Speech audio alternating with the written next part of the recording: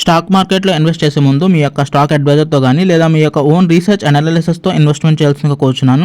ఈ వీడియో కేవలం education purpose కోసం చిత్రీకరించడం జరిగింది.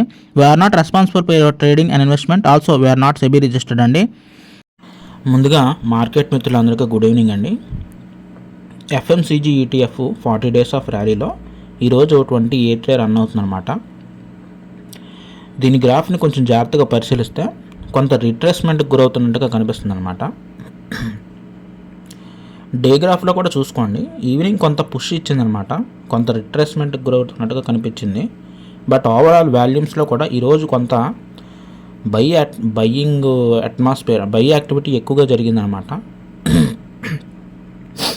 చూసుకున్నట్లయితే నేను పెట్టిన ఇన్వెస్ట్మెంట్కి ప్రజెంట్ అయితే 0.74% ప్రాఫిట్లో అయితే ఉన్నాను. ఈ షేర్ అయితే ఫ్యూచర్లో ఇంకొంత ముందుకెళ్ళే అవకాశం అయితే ఉందన్నమాట. ఎఫ్ఎంసీజీ ఈటీఎఫ్ అబౌవ్ 60+ వెళ్ళేటట్టే ఉంది. దాన్ని నీట్గా మనం క్యాప్చర్ చేయాల్సిన అవసరం అయితే ఉందన్నమాట. Let's hope for the best. ఇక మనం ఎస్జేవిఎన్ గురించి మాట్లాడుకుందాం. ఇప్పుడు ఇక ఎస్జేవిఎన్ షేర్ గురించి మాట్లాడుకున్నట్లయితే ఈరోజు షేర్ గ్రీన్లోనే క్లోజ్ అయినప్పటికీ కూడా ఈ షేర్లో హెవీ సెల్లింగ్ ప్రెజర్ అయితే కనిపించిందనమాట వాల్యూమ్స్లోను.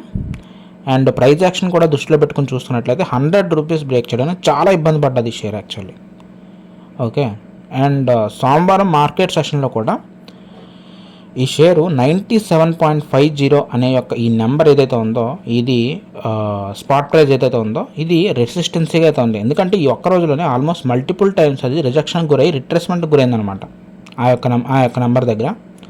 సో అది మనం రెసిస్టెన్సీగా మనం పరిగణించవచ్చు రేపటి సోమవారం మార్కెట్ సెషన్కి. ఒకవేళ అది కనుక బ్రేక్ చేసిందంటే మళ్ళీ ఫాలో అయిన అర్థమయ్యేటట్టుగా కనిపిస్తుంది అనమాట.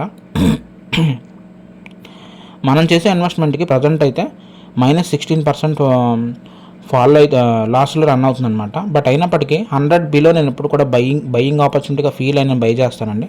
సో ప్రజెంట్ అయితే ఈరోజు కూడా ఒక 10 షేర్స్ అయితే బై చేశాను అనమాట. So let's see what will happen. And ఎవరైనా ఛానల్ కొత్తగా వస్తుంది లైక్ బటన్ కొట్టండి, సబ్స్క్రైబ్ చేయండి, అండ్ కింద కామెంట్ సెక్షన్లో మీ యొక్క అభిప్రాయం తెలపండి.